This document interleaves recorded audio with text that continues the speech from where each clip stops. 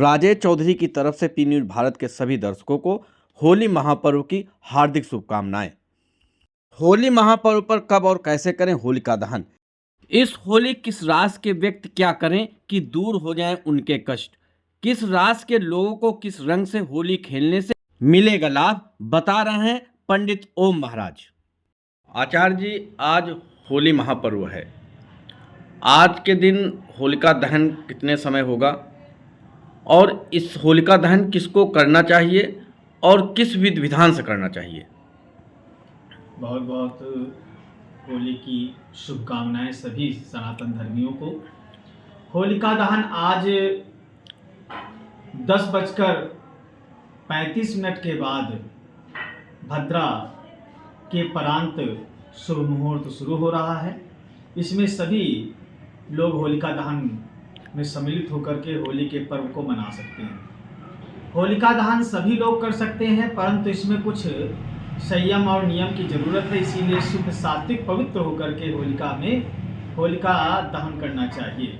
इसीलिए किसी आचार्य को या किसी विशिष्ट शुद्ध सात्विक व्यक्ति को बुला करके होलिका स्थल में जाकर के होली के द्वारा वहाँ पे आग लगानी चाहिए। अच्छा, विधि विधान क्या है होलिका दहन का?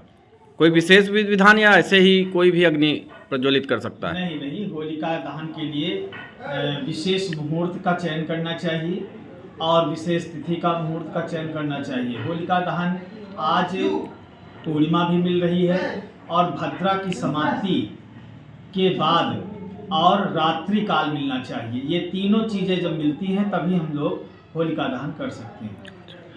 और आचार्य जी, एक मान्यता है कि जब होलिका में अग्नि प्रज्वलित हो जाए तो पहली जो लपट होती है, जो पहली अग्नि की जो ज्वाला उठती है, उसको नहीं देखना चाहिए।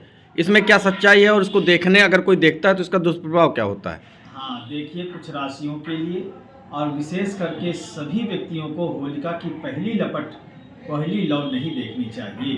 परंतु जो लोग होलिका में आग लगाते हैं वो भी तिरछा होकर के ही कपूर के द्वारा आग को प्रज्वलित करना चाहिए।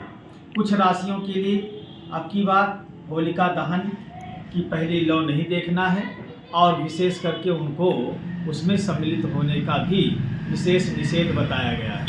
जैसे कि इसमें जो है वृष राशि के और कुंभ राशि के, मीन राशि के और तुला राशि के व्यक्ति जो है विशेष करके होलिका दहन में सम्मिलित ना हो। यदि होना भी है तो वो कम से कम होलिका दहन के 2 घंटे के बाद ही, जबकि होलिका दहन अंतिम चरण में हो, तभी जाकर के सम्मिलित हो वहाँ पर जाकर के।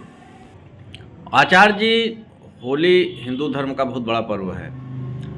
माना जाता है कि होलिका जो है मनुष्य के कष्ट हैं उसमें भस्म हो जाते हैं। आखिर कैसे मनुष्य उसके कष्ट दूर हो जाए? बहुत सुंदर विषय है। होलिका दहन जो है एक सनातन धर्म का मुख्य पर्व है। ये एक अच्छाई की विजय दिलाता है। जैसा कि प्रहलाद की बुआ जो सिंहिका नाम की थी और उसका नाम बाद में होलिका पड़ा, और होलिका अपने भतीजे को गोद में लेकर के उसको जलाना चाहती थी, परंतु प्रहलाद जी भगवान के भक्त थे और उनको कुछ न हुआ और स्वयं होलिका ही भस्म हो गई। होलिका को अग्नि की सिद्धि जरूर थी, परंतु वह गंदे भाव से दुष्परिणाम लेना चाहती थी, इस कारण से स्वयं ही उसका पतन हो गया। अच्छा, ये अच्छाई का जो है विजय है और इसमें जिन लोगों को बहुत ही कष्ट हो, प्रेत बाधा हो, अशांति हो, भय हो, डर हो, बीमारी हो, उन सभी के लिए यह रविवार की जो होलिका पड़ रही है इसका विशेष महत्व है। रविवार को विशेष मुहूर्त जो है 10:37 से शुरू हो रहा है और जो रात्रि 11:45 तक रहेगा। इसमें यदि व्यक्ति किसी भी प्रकार की बीमारी, प्रेत बाधा आदि से परेशान है तो उसको 1 मुट्ठी काले खड़े उड़द और 1 मुट्ठी गुड़ और उस व्यक्ति का नपा हुआ काला धागा और 1 नींबू के साथ में उसे उसके ऊपर से उल्टा उतार लें और उतार करके जहाँ पर होलिका जलाई गई हो वहाँ पर उसको स्वाहा कर दें जाके, तथा इससे अनेक प्रकार की बाधाएं शांत होंगी। विशेष करके उन जातकों के लिए जो अनेक प्रकार की गंभीर बीमारी से युक्त हैं उनको काले तिल और घर से जो है उपटन की मैली को लेकर के काले कपड़े में बांध करके ऊपर से उतार लें 7 बार उल्टा और उसको होलिका में प्रवाहित कर दें, जला दें। तो इससे उनके अनेक प्रकार के भयंकर से भयंकर रोग नष्ट हो जाएंगे।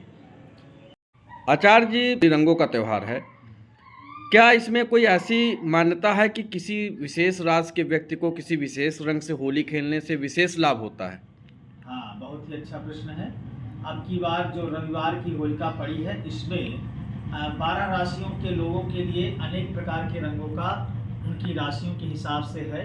उन राशियों के हिसाब से व्यक्ति यदि रंगों का चयन करता है तो उसको बहुत ही शुभ लाभ मिलता है। जैसे कि प्रथम राशि मेष राशि है। इन राशि के जातकों के लिए गेरुआ और ऑरेंज और भगवा कलर का यूज करना चाहिए, प्रयोग करना चाहिए।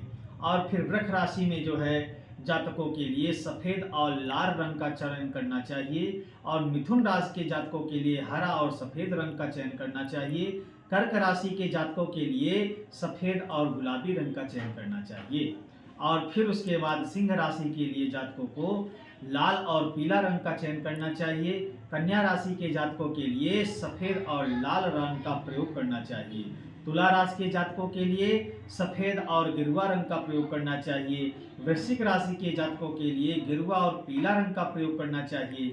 धनु राशि के जातकों के लिए पीला और चमकीला रंग का प्रयोग करना चाहिए। इससे अनेक प्रकार के उनके जीवन में सुख और समृद्धि का भी उत्साह होगा और ग्रहों के अनुसार से उनको उन्नति और प्रगति प्रदान कर सकता है। फिर मकर राशि के जातकों के लिए पीला, काला और चमकीले रंग का प्रयोग करें तो उनके अनेक बाधाएं भी शांत हो सकती हैं। और फिर कुंभ राशि के लिए नीला और चमकीले रंग का प्रयोग करना चाहिए। ऐसे जातकों को जो है इन रंगों का प्रयोग करते हुए अपने अनेक प्रकार की बाधाओं का नाश कर सकते हैं। इसके बाद अंतिम राशि मीन राशि आती है, जिसमें पीला और गेरुआ रंग का प्रयोग करें तो उनके अनेक प्रकार की बाधाएं शांत होंगी और घर में सुख और समृद्धि भी प्राप्त होगी।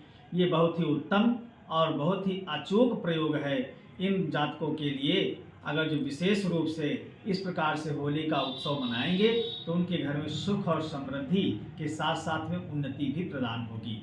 धन्यवाद। आप सभी लोगों को होली की बहुत बहुत शुभकामनाएं। इस समाचार के प्रस्तुत करता है बाबा मोतेश्वर क्रिकेट एकेडमी व हॉस्टल। क्रिकेट प्रशिक्षण के लिए शीघ्र प्रवेश लें। प्रवेश हेतु संपर्क करें मोबाइल नंबर 8765432343।